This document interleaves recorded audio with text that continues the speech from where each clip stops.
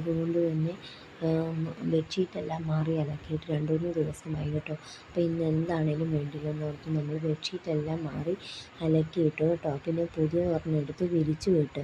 നമ്മുടെ വീടിന് ഒരു മുറിയാണ് കേട്ടോ ഉള്ളത്. ആ ഒരു മുറിയാണ് ഇത്.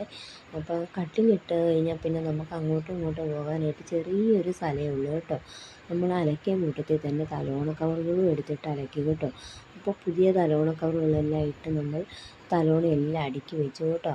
കുറച്ച് നേരമെങ്കിലും വൃത്തിയായിട്ടിരിക്കട്ടെ എന്ന് ഓർത്തേ. അപ്പോൾ കുഞ്ഞ് തലോണയുള്ളത് ഞാൻ അവിടെ ചാരി വെച്ചു കേട്ടോ. അത് മോൻ്റെ തലോണയാണ്. ചുമ്മാ ഒരു രസത്തിന് വേണ്ടിയിട്ട് ഞാനതവിടെ ചാരി വെച്ചു. അങ്ങനെ കട്ടിലൊരു വിധം വൃത്തിയാക്കി കേട്ടോ. പിന്നെ ഇതൊരു പുതപ്പാണ്, വലിയൊരു പുതപ്പാണ്. വിരിച്ച് കിടക്കാൻ നല്ല സുഖമാണ് കേട്ടോ. പക്ഷെ മടക്കി വയ്ക്കാൻ ഭയങ്കര പാടാണ്. അങ്ങനെ ഒരു കണക്കിൽ ഞാനതങ്ങ് ഒതുക്കി മടക്കി വെച്ചു കേട്ടോ. ഇവിടെ എല്ലാവർക്കും ഓരോ പുതപ്പാണ്. പുതപ്പടുക്കി മടക്കി വെച്ച് കഴിയുമ്പോഴത്തേനും പൊങ്ങി പൊങ്ങി അങ്ങ് പോകും. അങ്ങനെയാണ് ഇവിടെ എല്ലാവർക്കും ഓരോ പുതപ്പാണ്. അതും നല്ല കട്ടിയുള്ള പുതപ്പാണ് കേട്ടോ. അപ്പോൾ ഇങ്ങനെ അടുക്കി വയ്ക്കുമ്പോഴത്തേനും ഇങ്ങനെ പൊങ്ങി പൊങ്ങി അങ്ങ് പോകും. അങ്ങനെ അതുമെല്ലാം ഞാനങ്ങ് അടുക്കി വെച്ച്. അപ്പോൾ തൂത്ത് വാരണമെങ്കിൽ എല്ലാം മാറ്റി വെച്ചിട്ട് വേണം കേട്ടോ. സ്ഥലമില്ലാത്തതുകൊണ്ട് എല്ലാം എടുത്ത് കട്ടിൽ വെച്ച്. അപ്പോൾ ഇത് മോളുടെ വയലിലാണ്. അപ്പോൾ അത് പൊക്കത്തിലാണ് തൂക്കിയിട്ടിരുന്നത്. അപ്പോൾ അത് വെയിൽ കൊണ്ടാലിങ്ങനെ വളഞ്ഞു പോകുമെന്ന് ടീച്ചർ പറഞ്ഞതുകൊണ്ട് ഞാനിപ്പോൾ അതെടുത്ത് താഴെയാണ് വെച്ചത് കേട്ടോ. താഴെ ഇങ്ങനെ എടുത്ത് വെച്ചേക്കുക. അതെല്ലാം തൂത്ത് കൂട്ടി വെച്ച് കഴിഞ്ഞപ്പോൾ എൻ്റെ കയ്യിലിരിക്കുന്ന ചൂല് നിങ്ങൾ കണ്ടല്ലോ അല്ലേ. അപ്പോൾ നിങ്ങൾ ചോദിക്കും, അയ്യോ ഇതെന്ത് ചൂലാ എന്നും ചോദിക്കും. പക്ഷേ എനിക്ക് പുതിയ ചൂല് ഞാൻ മേടിച്ചു കേട്ടോ. പക്ഷേ എനിക്കിതുകൊണ്ട് അടിച്ചാലേ ഒരു തൃപ്തിയുള്ളൂ. നല്ല കുറ്റി ചൂലാണ് കേട്ടോ.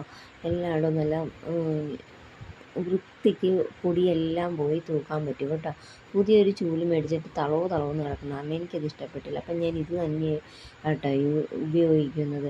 അങ്ങനെ എല്ലായിടവും ഞാൻ ഒതുക്കി പെറുക്കി വെച്ച് തൂത്ത് വാരി എടുത്തു കേട്ടോ. അപ്പോൾ എല്ലാം അടുക്കി പെറുക്കി വെച്ച് കഴിഞ്ഞപ്പോൾ മുറി ഏകദേശം ഇങ്ങനെയായി കേട്ടോ.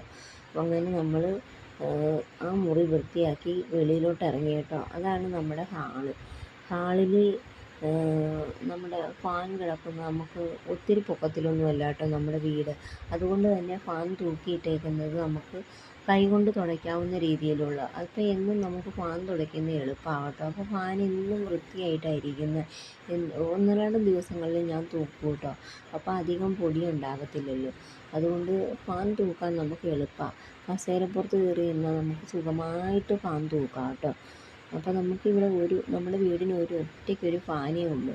ആദ്യകാലത്ത് നമ്മൾ ഈ ഫാനിൻ്റെ ചോട്ടിൽ പായ അങ്ങോട്ടിട്ട് എല്ലാവരും നിരന്ന് അവിടെ കിടക്കും. മക്കളും എല്ലാവരും കൂടെ നിരന്ന് അവിടെ